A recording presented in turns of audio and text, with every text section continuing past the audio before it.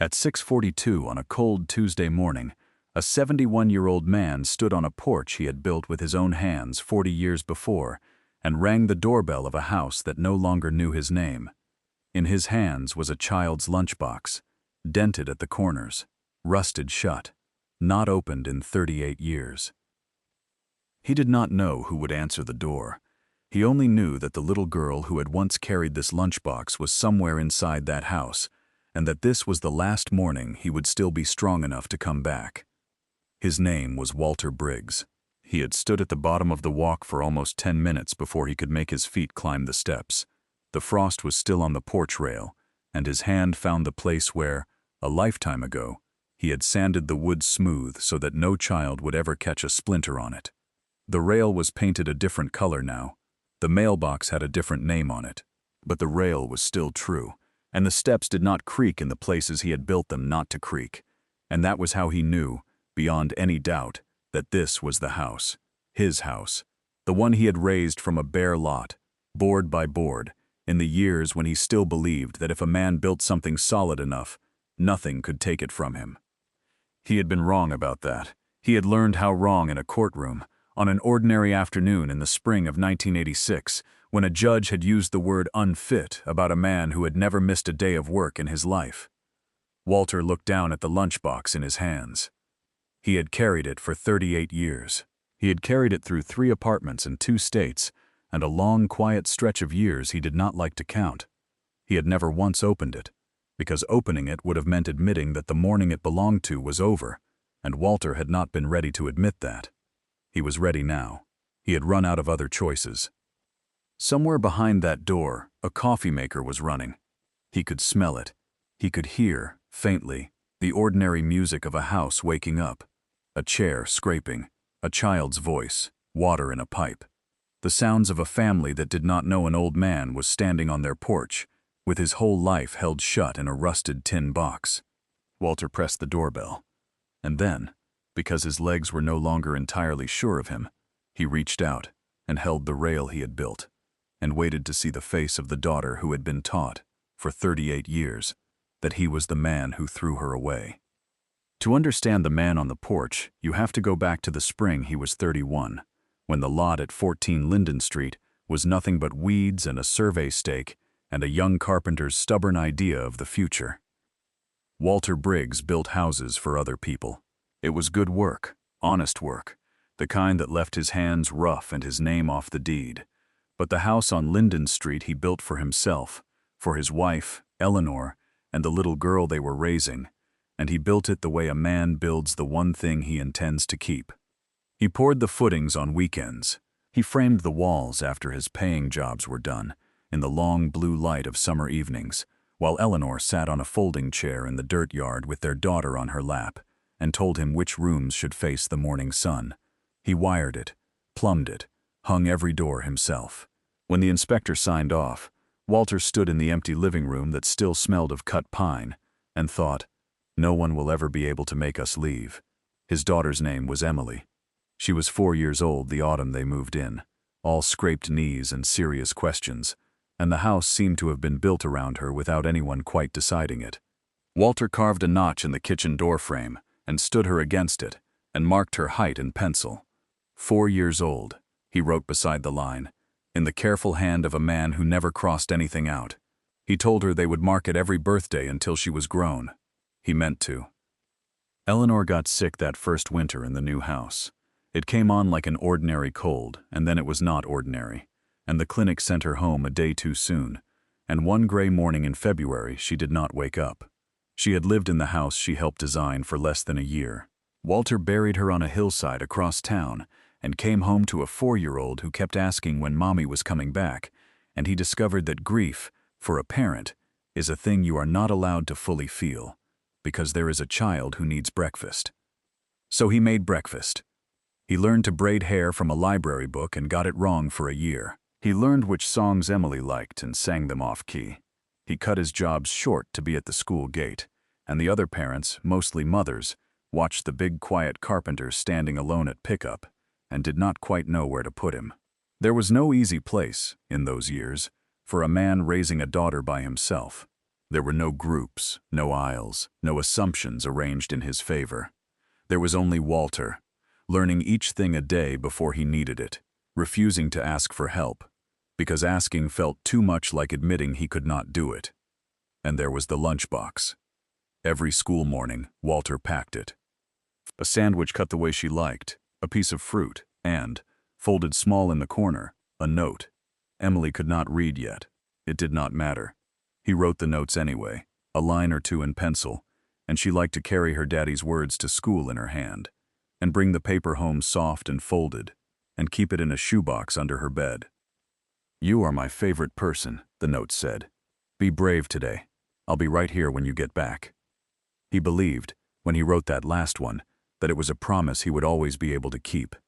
He had no idea, that ordinary morning, how few mornings were left. Eleanor's parents had money. They had never made a secret of what they thought of the carpenter their daughter married. Richard and Margaret Whitmore lived an hour away in a house with a name, and for years they had kept a cool distance from Linden Street, sending stiff cards at Christmas and visiting Emily the way you visit a museum. But when Eleanor died, something in them turned. Grief makes some people gentle. It made the Whitmores certain that their granddaughter, their last living piece of their daughter, did not belong in a half-paid-for house with a man who worked with his hands and came home tired.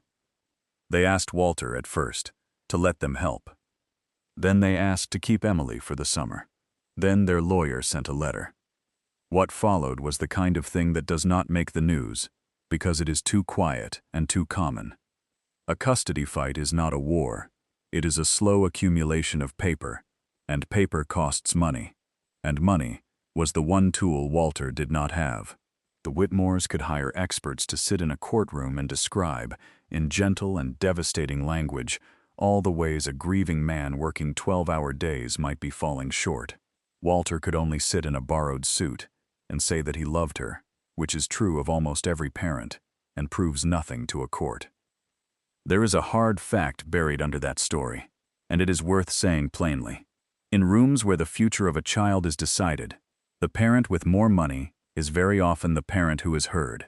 Not because judges are cruel, because the case that money can build, the reports, the experts, the polished testimony, simply weighs more than a tired man's word. The system does not set out to take children from people who love them. It just, sometimes, does. In the spring of 1986, a judge granted primary custody to the Whitmores, with visitation for Walter that the Whitmores would, over the months that followed, find 100 quiet ways to make impossible. Walter remembers the last morning the way you remember the morning that divides your life into before and after. Emily was 6. She stood on the porch he had built, holding her lunchbox in both hands, because he had packed it the night before. He had known what the day would bring, and he had packed it anyway. A sandwich, a piece of fruit, and a note folded in the corner, because he could not stand the idea of her going anywhere without it. A long black car came up Linden Street. Margaret Whitmore got out and put her hand on Emily's shoulder, gently, the way you guide a child who does not understand. And Emily turned back to look at her father, confused, and asked him the question that would follow him into every quiet hour for the next 38 years. "Daddy, am I coming back for dinner?" Walter opened his mouth. Nothing came out. There are some questions a parent cannot answer and stay standing. The car door closed. The car pulled away, and on the top step of the porch, where she had set it down to climb in, sat the lunchbox. She had forgotten it. She was 6 and frightened, and her grandmother's hand was on her shoulder, and she forgot her lunchbox the way any child would. Walter picked it up. He stood on the porch a long time, holding it. Then he carried it inside, and he set it on a shelf, and he did not open it, because as long as it stayed shut, some part of him could believe that the morning was not over, that she was still just at school, that she was still coming back for dinner. For 2 years, Walter wrote his daughter a letter every week. He wrote them at the kitchen table, under the height marks on the doorframe that stopped at 6.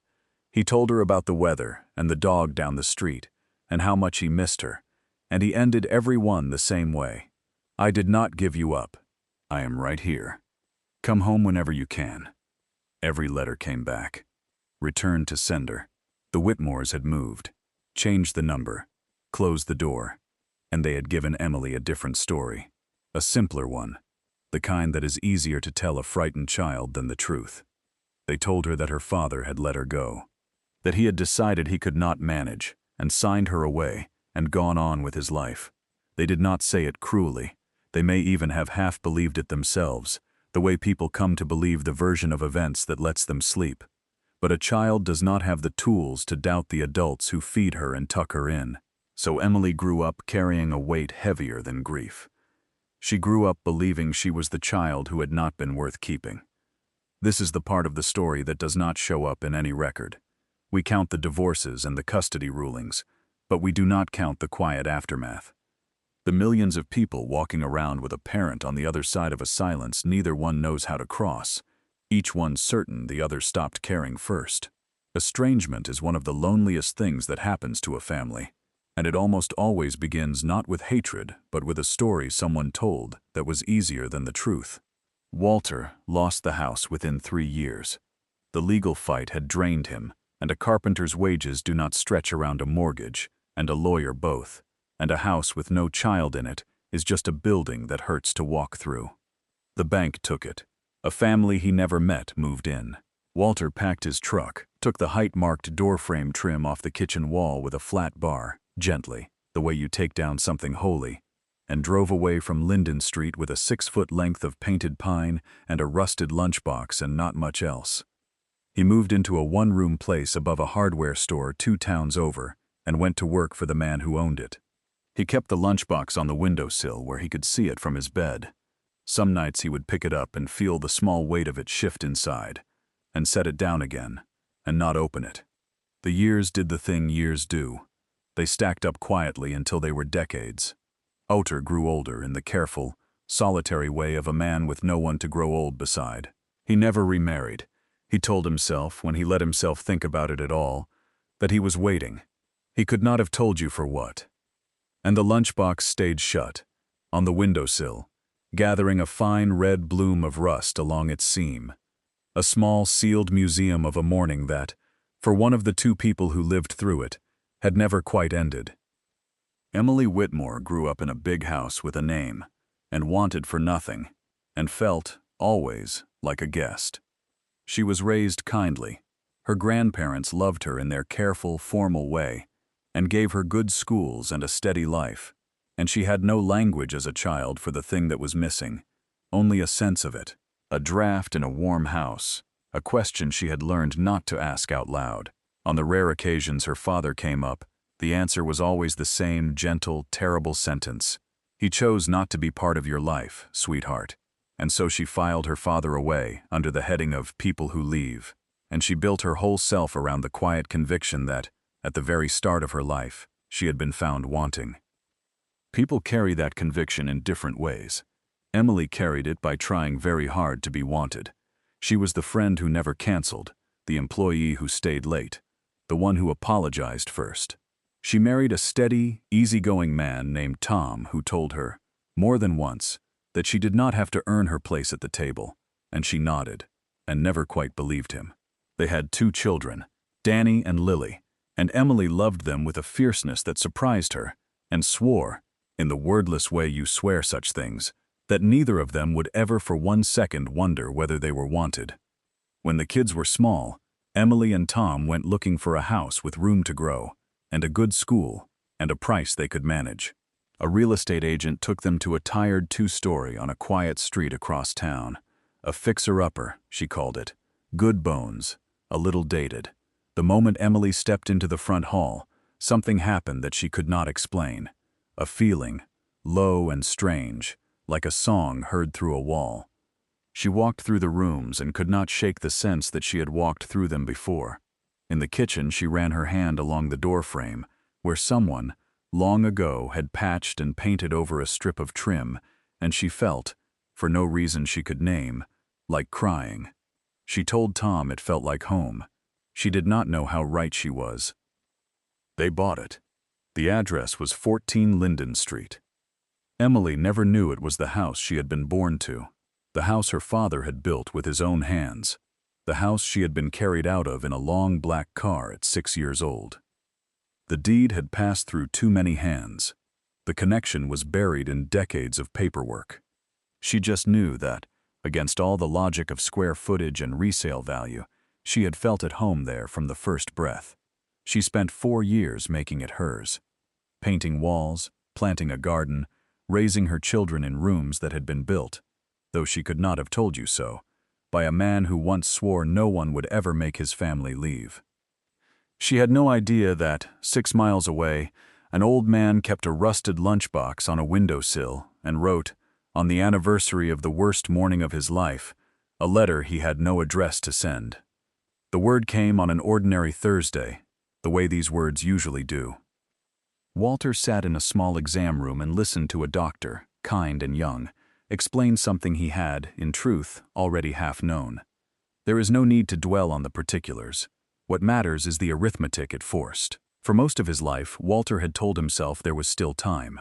Time for Emily to grow up and grow curious. Time for a knock on his door. Time for the world to right itself.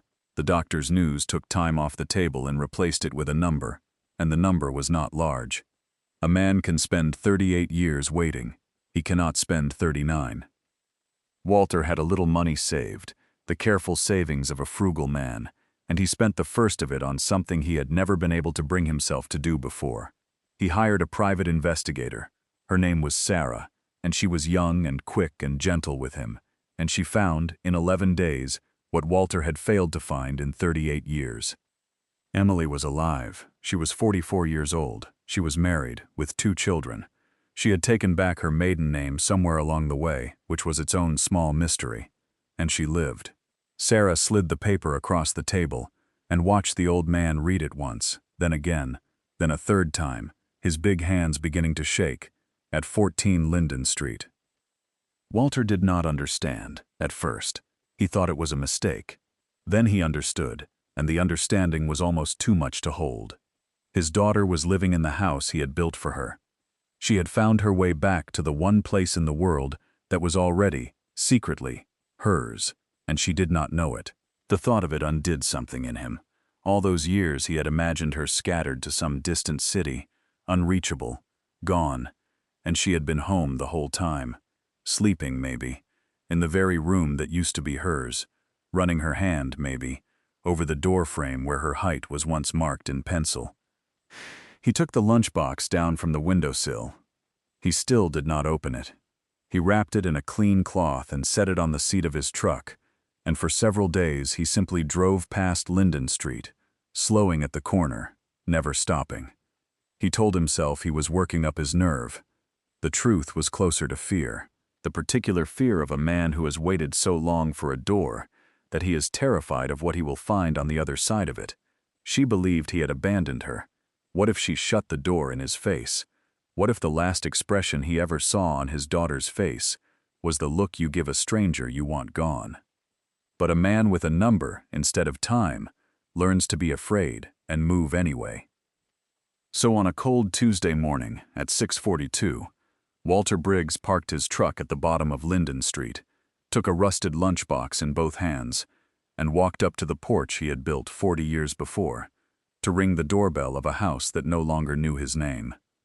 The door opened, and there she was, 44 years old, with her mother's eyes. Exactly Eleanor's eyes. So exactly that, for a moment, Walter could not breathe. She had a coffee mug in one hand and a child's backpack over her shoulder, caught in the middle of a busy school morning. She looked at the old man on her porch, polite and a little wary, the way you look at a stranger who has appeared at your door before 7 in the morning. "Can I help you?" Emily said. She did not know him. Of course she did not. The last time she had seen his face, she had been 6 years old, and frightened, and looking back through the window of a car. Walter had rehearsed 100 speeches in 11 days. Every one of them left him now. He stood on the porch with his heart going like a young man's and his eyes filling in a way he could not stop, and he could not produce a single word. So he did the only thing he could.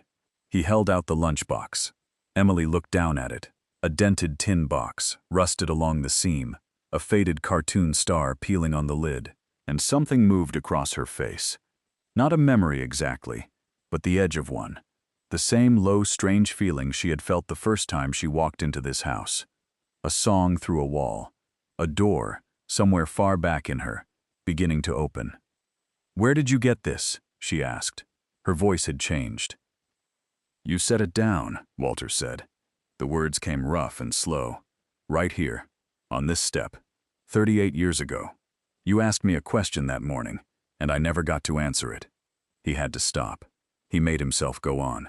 "You asked me if you were coming back for dinner." Emily's coffee mug was trembling now in her hand. Behind her, in the warm house, a child called out and got no answer. "I don't," she began. "Who are you?" And Walter Briggs, 71 years old, standing on the porch he had built for her before she could walk, said the truest and hardest sentence of his life. "I'm the man they told you, gave you away," he said. "And I have spent 38 years trying to find a way to tell you that it was a lie." For a long moment, Emily did not move. The whole of her life, the draft in the warm house, the question she had learned not to ask, the conviction that she had not been worth keeping, seemed to gather behind her eyes at once. She looked at the rusted box. She looked at the old man's shaking hands, at the flannel coat, at the eyes that were filling and would not stop. "My father," she said carefully, "didn't want me." "Open the box," Walter said.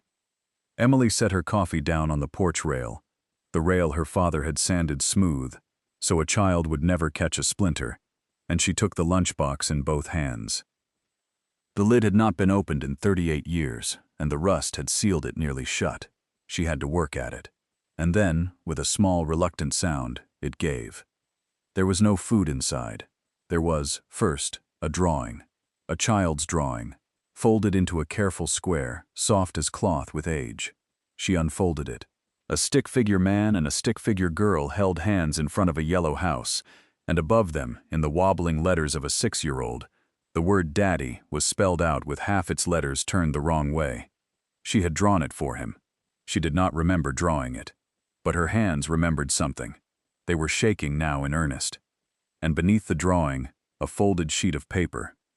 The note he had packed in the corner that last morning, the one she had been too young to read. The pencil had barely faded. The hand was careful, and crossed nothing out. "Emmy," it said, "whatever happens, you were always wanted. You were always mine. If you are ever reading this, it means you found your way back to me. So come home. There will always be a plate at the table for you. Daddy." 38 years Emily had believed she was the child nobody kept. And it had been a lie. It had always been a lie. And the proof of it had been sitting in a rusted tin box the whole time, waiting only for her to grow old enough and find her way home enough to read it. The mug fell off the rail and broke on the steps. Neither of them noticed, because Emily was already reaching for the old man on her porch, and Walter was already reaching back, and the two of them stood in the cold morning on the porch he had built and held on to each other the way you hold on to something you were certain you had lost for good. Here is the thing almost no one tells you. We spend so much of our lives convinced that it is too late. Too many years have passed. Too many words were said or never said. The door is closed, and we tell ourselves it is locked. But sometimes the door is only a door, and sometimes the person on the other side of it has been waiting, their whole life, for the sound of you knocking. Walter Briggs got 8 months. 8 months in the house he had built. 8 months sleeping in a back room that used to be a workshop, waking to the sound of grandchildren he had never met. He taught Danny how to sand a board until it was smooth enough that no one would ever catch a splinter. He taught Lily how to pack a lunchbox the right way, with a note folded small in the corner. He stood Emily's children against the kitchen door frame, the same trim he had carried out of that house 35 years before, and, on his first afternoon back, quietly screwed into place again, and he marked their heights in pencil, in the careful hand of a man who never crossed anything out. It was not 38 years. He would have given anything for 38 years. But it was 8 months of dinners with a plate set at the table for him, and it turned out that 8 months, when you have spent a lifetime believing you would get nothing at all, is not a small thing. It is very nearly everything. So here is the only thing this story asks of you. Somewhere in your life there is a person you have been telling yourself it is too late to reach. A parent, a child, a brother you stopped speaking to, across a silence so old that neither of you remembers anymore who built it. And maybe you believe, the way Emily believed, a story someone told you long ago, that they stopped caring first. Maybe it isn't true. Maybe it was never true. You don't need a rusted lunchbox. You just need to knock. If this story stayed with you, leave a like so it finds someone else who needs it tonight, and subscribe. There's another one next week I think you'll carry with you for a long while. And before you sleep, think of the person you've been telling yourself is gone for good. Then pick up the phone, while there is still time, and make the call.